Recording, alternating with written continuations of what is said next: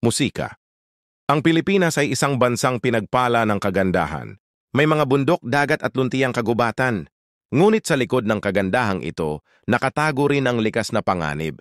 Mga lindol na dulot ng galaw ng lupa sa ilalim ng ating mga paa, ayon sa mga eksperto mula sa PI-Volcs o Philippine Institute of Volcanology and Seismology. Ang bansa ay nakapaloob sa tinatawag na Pacific Ring of Fire, isang sinturon ng mga aktibong fault lines at bulkan sa paligid ng Pasipiko. Para sa mga nakatatanda lalo, nasa mga nakatira sa probinsya, ang lindol ay hindi na bago. Marami sa kanila ang may kwento ng malalakas na pagyanig ng kabataan, panilagayan ng nangyari sa Baguio noong 1990. Sa Bohol noong 2013, ang bawat alon ng pagyanig ay paalala na ang kalikasan ay may kapangyarihan hindi natin kayang kontrolin, ngunit maaari nating paghandaan. Kaya sa videong ito, ating tatalakayan ang top 10 probinsya sa Pilipinas na pinakadelikado sa lindol, batay sa siyentipikong datos at mga tunay na karanasan ng ating mga kababayan, lalo na ng mga senior na matagal ng saksi sa pagbabago ng ating kapaligiran. Bago tayo magsimula, sabihin mo sa komento kung saang probinsya ka nakatira at nakaranas na ba kayo ng lindol. Ngayon magsimula na tayo. Ikawan ng probinsya Cebu ang lumalakas na sentro ng lindol sa Visayas. Maraming Pilipino ang nag-aakalang ligtas ang Cebu dahil wala itong aktibong bulkan. Ngunit ayon sa mga pag-aaral ng PH-Volcs, may mga aktibong fault line sa paligid ng Cebu Strait at Central Cebu Fault. Noong 2021, isang magnitude 6.5 na lindol ang yuman dito na nagdulot ng pagkawasak sa ilang gusali at simbahan. Maraming matatanda sa Cebu ang nakapagkwento kung paano nila naranasan ang paggalaw ng lupa habang nagdadasal sa misa na tila pinapaalala ng kalikasan na kahit gaano tayo kabusi o kabanal, kailangang handa sa biglaang sakuna. Sa kulturang Cebuano, mahalaga ang bayanihan at ito'y lumalabas tuwing may trahedya.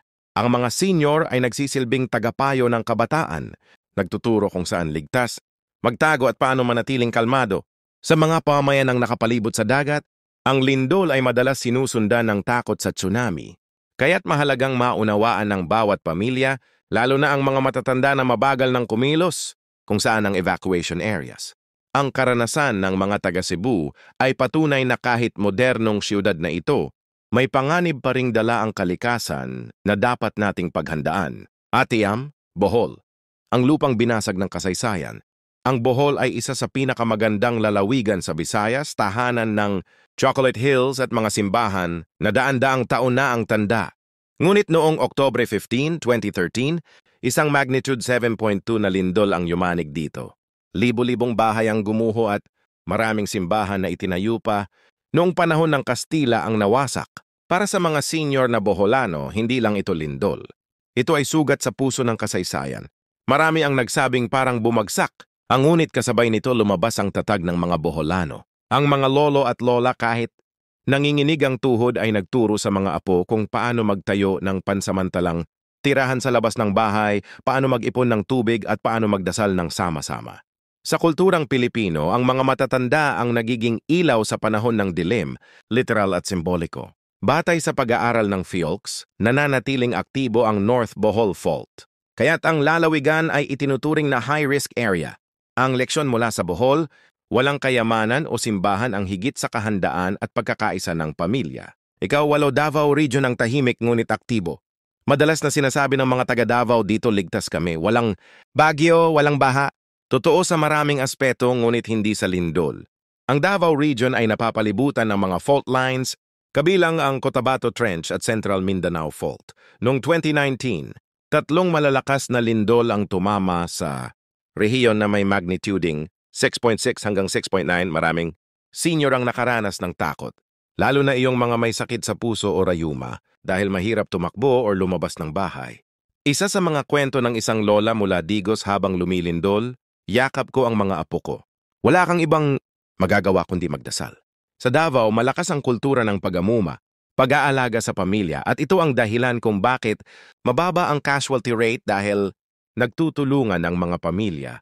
Ang karanasang ito ay nagsisilbing paalala na kahit ang mga lugar na tahimik at maunlad sa puwersa ng kalikasan, Kung nanonood ka pa rin ng video na ito at nakakatulong sa iyo ang mga impormasyong ito, paki-comment ng numero 8 sa ibaba para malaman kung nandito ka. At kung hindi ka pa nakasubscribe, inirerekomenda kong mag-subscribe ka at i-on ang bell notification para hindi mo makaligtaan ang mga susunod na videos. Ang iyong suporta ay tumutulong sa amin na makagawa pa ng magagandang content para sa iyo. Ngayon magpatuloy tayo. Ikapito, Batangas.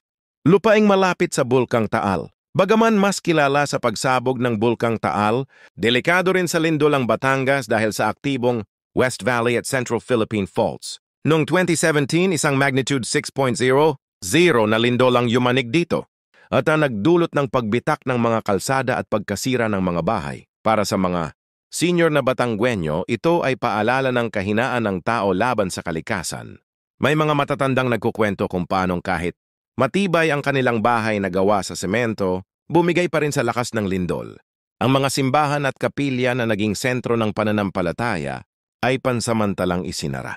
Ngunit gaya ng likas na tatag ng mga Batanggenyo, agad silang bumangon. Ang kanilang kasabihang ala kaya yan ay naging sagisag ng pag-asa. Sa pananaliksik ng mga geologists, lumalabas na may fault lines na dumadaan sa ilalim ng lipa at kalaka. Kaya't kailangang doble ang pag-iingat lalo na sa mga senior na mahina na ang pandinig o kilos. Baguio City at Benguet ang lungsod sa ulap na yumuyog sa 990. Ang Baguio City na madalas tawaging summer capital of the Philippines ay isa sa pinakamagandang lugar bansa, malamig, tahimik at puno ng alaala. Ngunit noong Hulyo 16, 1990 ginulantang, ito ng isang magnitude 7.8 na lindol na nagmula sa Digdig Fault. Sa Luzon, libo-libo ang nasawi at gumuho ang mga gusali kabilang ang mga hotel at eskwelahan. Para sa mga senior na nakatira sa Baguio noon, ito ay parang bangungot na malilimutan. Marami ang nagkukwento na naramdaman nila ang parang alon sa lupa. Naglalakad pero hindi matatag. Sa kulturang Cordilleran, malalim ang respeto sa kalikasan. Naniniwala sila ang lupa ay may espiritu na kailangang igalang. Ang karanasan noong 1990 ay nagturo ng malaking aral. Huwag basta magtayo ng bahay sa gilid ng bundok at laging suriin ang tibay ng pundasyon. Ngayon, ang mga matatanda sa Baguio ay nagsisilbing tagapagturo sa mga kabataan. Laging nagpapaalala na dapat may go bag, planadong ruta ng paglikas at pagtutulungan ng kapitbahay. Ang lindol sa Baguio ay hindi lang alaala ng trahedya, kundi simbolo ng katatagan ng mga Pilipino sa harap ng kalamidad. Ikalima, Mindoro, ang isla ng dalawang faults. Ang Mindoro ay isa sa pinakamagandang isla ng bansa, ngunit ito rin ay nakapatong sa dalawang aktibong fault lines, ang Central Mindoro Fault at Lubang Fault. Noong 1994, isang magnitude 7.1 na lindol ang yuman dito at sinundan ng mapaminsalang tsunami na umabot hanggang sa Mindoro Street. Para sa mga nakatatandang taga Mindoro, iyon ay isang gabi ng matinding takot. Wala pang signal, madilim at naririnig lamang ang alon ng dagat na papalapit. Sa mga baryong coastal, maraming lolo't lola ang nagbuhat ng kanilang mga apo paakyat sa burol. Sa kulturang Pilipino, ang matatanda ang unang nag-aalala sa pamilya. Kahit sila'y mabagal na kumilos, inuuna pa rin ang kaligtasan ng mga bata. Batay sa P. Volcans, ang Lubang Fault ay kabilang sa mga active faults na may kakayahang maglabas ng magnitude o higit pa. Kaya't ang mga lokal na pamahalaan ay hinihikayat na magkaroon ng regular na earthquake drills, lalo na para sa mga senior citizens na hindi na kayang tumakbo agad. Ang Mindoro ay isang paalala na kahit tila paraiso ang paligid, hindi dapat kaligtaan ang paghanda. Ika-4, Leyte. Lupain ng malalakas na pagyanig at pagsubok. Ang Leyte ay may malalim na kasaysayan hindi lamang sa mga bayani ng digmaan kundi pati sa mga trahedya ng kalikasan. Noong 2017, yumanig ang Eastern Visayas sa isang magnitude 6.5 na lindol na nagdulot ng pagkasira ng mga bahay at ospital sa bayan ng Cananga at Ormoc, ang dahilan ng aktibong Leyte, segment ng Philippine Fault Zone. Para sa mga senior sa Leyte, tila hindi na natatapos ang pagsubok. Una ang bagyong Yolanda. Noong 2013 at sumunod ang lindol 4 na taon matapos. Ngunit sa kabila ng lahat makikita ang lakas ng loob at pananampalataya ng mga waray. Maraming matatanda ang nagturo sa kabataan ng Tabo System, pagtitipid ng tubig at pag-aayos ng bahay gamit ang mga natitirang materyales. Sa mga pananaliksik ng mga eksperto, ang late fault ay patuloy na aktibo kaya't itinuturing itong high-risk aral. Ang kalikasan diri natin area, ngunit sa puso ng bawat leyenyo may kontrolado pero ang pagkabuto at diud. Isang mensahe ng pag-asa sa gitna ng lindol. Ikatlo, Cotabato. Ang tahimik na rehiyon na madalas yanigin. Sa gitna ng Mindanao, matatagpuan ang Cotabato, isang lalawigang tahimik ngunit isa sa pinakadelikadong lugar sa lindol. Noong Oktubre 19, tatlong magkakasunod na lindol na may magnitude 6.3 hanggang 6.6 ang yumanig dito na nagresulta sa landslide, pagkasira ng mga paaralan at pagkamatay ng ilan. Ayon sa PH Volcans, merong Cotabato Fault System na patuloy na gumagalaw. Para sa mga senior na taga-Cotabato, ang karanasang iyon ay parang pagsubok ng pananampalataya. Marami ang nagkukwento na habang lumilindol, sabay-sabay silang nagdarasal ng Ama Namin sa labas ng bahay. Sa kultura ng mga Mindanaoan, lalo na sa mga Muslim at Kristiyanong pamayanan, mahalaga ang pananalig sa Diyos bilang sandigan sa oras ng sakuna. Dahil sa karanasan, ang mga nakatatanda ay naging aktibong tagapayo sa barangay tuwing may disaster drill. Alam nila na ang unang kalaban sa lindol ay hindi lupa kundi takot. Kaya't ang kanilang payo, huwag matakot maging handa. Sa Cotabato, ang lindol ay hindi lamang nagwasak ng gusali, kundi nagpatibay ng komunidad. Ikalawa, Metro Manila ang banta ng The Big One.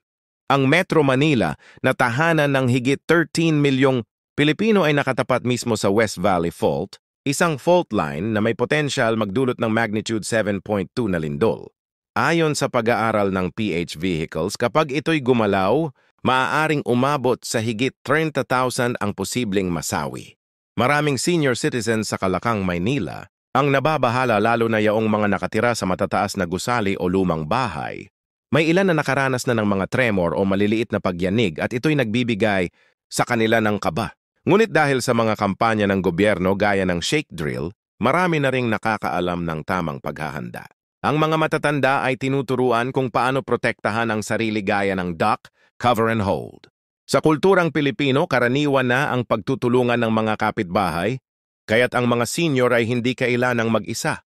Ang mga kabataan ay itinuturong unahin silang iligtas. Ang Big One ay maaaring dumating anumang oras, ngunit sa disiplina at paghahanda, maaaring mabawasan ang pinsala. Ang sikreto ay nasa kamalayan at pagkakaisa. Ikauna, Surigao del Norte ang puso ng aktibong fault sa Pilipinas. Nanguna sa listahan ng Surigao del Norte dahil dito matatagpuan ang Philippine Trench at Surigao segment ng Philippine Fault. Isa sa pinakaaktibong fault line sa bansa. Noong Pebrero 2017, yuman dito ang magnitude 6.7 na lindol na nagwasak ng daan-daang bahay at tulay. Para sa mga senior na Surigao noon, ito ay parang pagbalik ng mga trahedyang narinig pa nila sa kwento ng kanilang mga ninuno.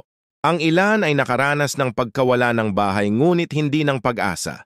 Sa kanilang kultura, mahalaga ang pakigdait, ang kapayapaan at pagtutulungan sa komunidad.